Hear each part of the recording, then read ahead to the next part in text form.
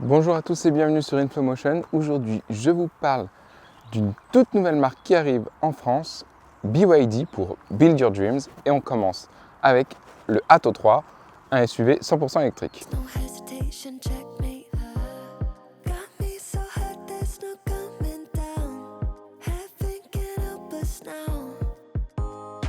À l'avant, on retrouve une calandre pleine avec le sigle BYD au centre et on retrouve la signature lumineuse qui court à travers toute la face avant du véhicule. Je trouve que la face avant est un peu sage.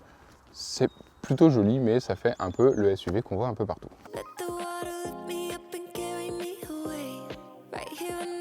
Sur le flanc, je trouve plutôt sympa le petit détail de texture qu'on a à l'arrière avec des petites vagues. C'est plutôt très joli.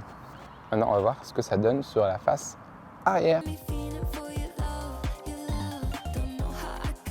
À l'arrière, le Atto 3 est quand même plus original avec ses feux, comme sur beaucoup de véhicules, traversants, mais le détail dedans, le petit dessin dedans, je trouve ça vraiment très très joli. Le Atto 3 est un SUV plutôt de taille moyenne, donc qui ira parfaitement pour une petite famille. On va voir ce que ça donne en termes de coffre. On a un haillon électrique. Alors, le coffre n'est pas immense. Heureusement, on a sous le plancher quand même encore un bon espace de rangement qui permet de ranger les câbles. Ça apporte quand même pas mal de volume. Si on laisse le plancher en haut, franchement, c'est pas terrible.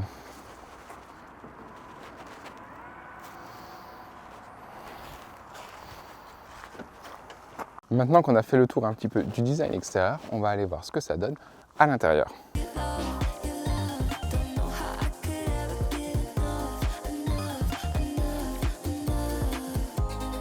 Bienvenue à bord du BYD Atto 3.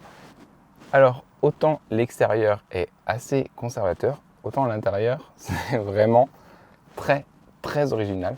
On a une planche de bord en vague comme ça.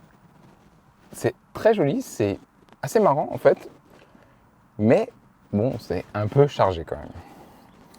J'aime beaucoup le volant, qui a une forme très sympa, un beau design. Il est agréable en main. On est très bien installé, les sièges sont très confortables et vraiment très jolis. J'aime beaucoup le design. Franchement, à bord, au global, la qualité perçue est plutôt bonne. C'est bien fini, c'est des beaux matériaux.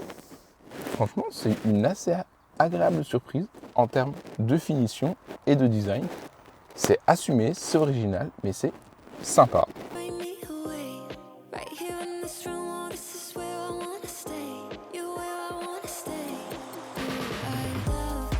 Petit détail que je trouve pas hyper pratique, c'est le système d'ouverture des portes. Ici, après on pousse, c'est pas ultra pratique. L'interface BYD est plutôt classique. On a Android Auto sans fil et Apple CarPlay avec fil. On a un petit détail signature de BYD, c'est l'écran qui tourne, qui passe à la verticale. Alors perso, je trouve que dans la configuration verticale, il gêne dans la vision, c'est pas terrible. Sinon, franchement, au global, c'est plutôt très réussi et très accueillant.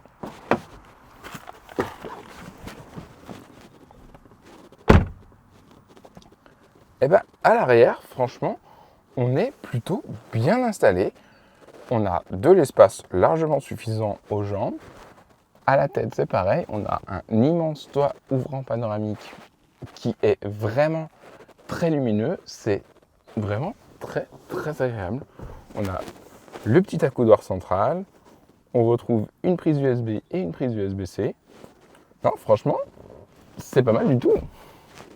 Petit détail fun qu'on retrouve sur les 4 portières, c'est les petites cordes de guitare. Inutile mais marrant.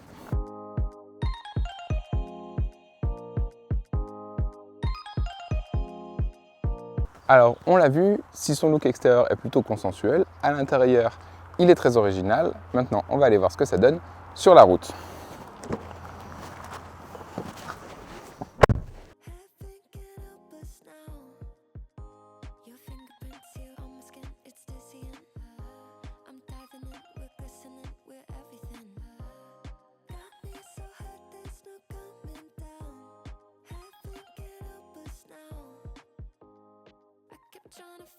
On a ici sur la petite console centrale le bouton qui permet de choisir le mode de conduite, éco, normal ou sport. On va voir un petit peu ce que ça donne. Pour l'instant, on est en mode éco. C'est plutôt smooth, c'est plutôt calme.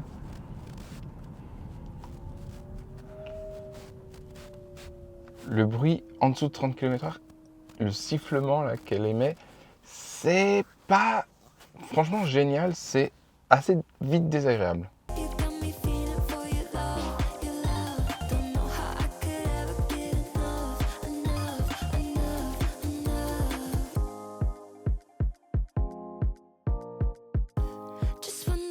On va passer en mode normal. En mode éco, c'est suffisant. En mode normal, ça commence déjà à être un peu plus sympa. Et le mode sport, ah là, alors c'est pas une voiture sportive non plus, mais clairement, il y a un peu plus de réactivité. Bon, alors, au niveau de la direction, franchement, elle est un peu légère. C'est pas génial, on n'a pas beaucoup de retour d'informations. C'est un peu dommage. Ici, en face, on a le bouton pour le régénérateur de freinage qui peut être en standard ou en high, donc normal ou plus fort. C'est plutôt pas mal. Il est relativement efficace. C'est pas non plus un foot de guerre, mais en mode high, il est quand même plutôt pas mal. Alors, on se remet en mode normal avec le régénérateur standard. Alors, dès qu'il y a des petites bosses sur la route, franchement, on a le côté un peu bateau de la voiture. C'est franchement désagréable. C'est un gros point noir pour moi sur le Atto 3. Vraiment, c'est pas terrible. Franchement, on est quand même plutôt bien. C'est une voiture qui est relativement agréable au quotidien. Alors, c'est pas la meilleure voiture, honnêtement. Mais si on veut une voiture qui se démarque, une voiture qui est un peu fun, un peu originale, bon, surtout à l'intérieur qu'à l'extérieur, mais au moins BYD, c'est une marque qui est peu connue. Pour l'instant, on n'en croise pas à tous les coins de rue. Le Atto 3 répond parfaitement aux attentes d'une petite famille et franchement, il est plutôt pas mal.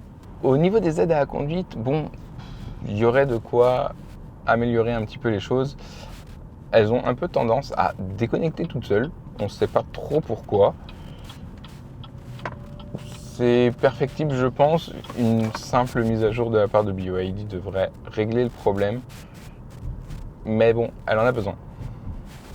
Petit point négatif encore pour le Atto 3, c'est sa pédale de frein. Et oui, la course de la pédale est très molle. Du coup, on a tendance à piler parce qu'on ne sent pas comme on freine. Et c'est un peu dommage.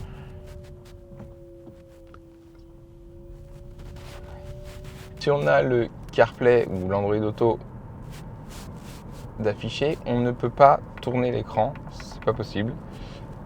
Mais, donc, on va se remettre comme ça. C'est franchement gênant. Je ne comprends pas cette idée.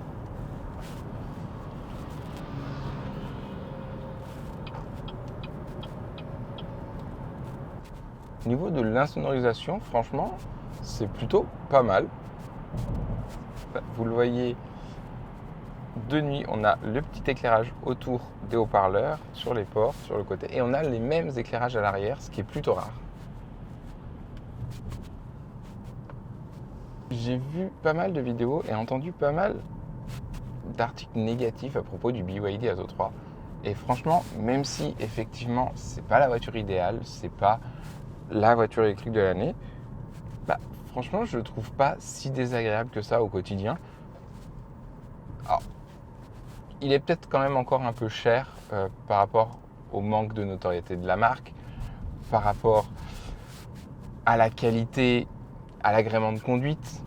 Après, la qualité de fabrication, je vous l'ai dit, je trouve ça vraiment bien. C'est très bien fait, très bien assemblé. Donc, bon, il est un peu cher, il est quand même en dessous de la concurrence, mais je ne suis pas d'accord avec tous ces articles et ces vidéos disant que le BYD Atto 3 c'est nul, c'est pourri. Franchement, c'est pas le cas. Alors, BYD a sorti des mises à jour, hein, évidemment, pour améliorer tout ça, mais franchement, c'est pas une voiture désagréable. En termes de consommation, je suis en moyenne à 14,5 kWh, ce qui est plutôt franchement bien. Le BYD Atto 3 est donné pour 420 km. Alors, pour l'instant, j'ai fait que de la route normale, de la ville, un peu d'extra-urbain. Je suis à une consommation moyenne de 14,5 kWh pour 100 km. C'est franchement très bon. On va essayer d'aller faire un petit peu d'autoroute pour voir si les consommations ne s'envolent pas trop. Mais honnêtement, spoiler alerte, l'autoroute, c'est pas son truc. Sur l'autoroute, franchement, ce qui est agréable, c'est que on a une très bonne insonorisation. On entend un petit peu de bruit de vent, mais franchement, c'est vraiment bien. Sur autoroute à 130, on est plus sur du 23 kWh. C'est franchement pas mal. Ça reste quand même correct par rapport à la concurrence. Encore une fois, le BYD Atto 3 est plutôt correct dans l'ensemble. Il est cohérent avec la concurrence. Disponible à partir de 37 990 € pour une autonomie de 420 km, le BYD Atto 3 est quand même plutôt pas mal placé sur le marché. J'espère que cette petite vidéo consacrée au BYD Atto 3 vous aura plu. Moi, je vous dis à très vite pour de nouvelles vidéos. En attendant, on s'abonne, on like, on partage et à bientôt!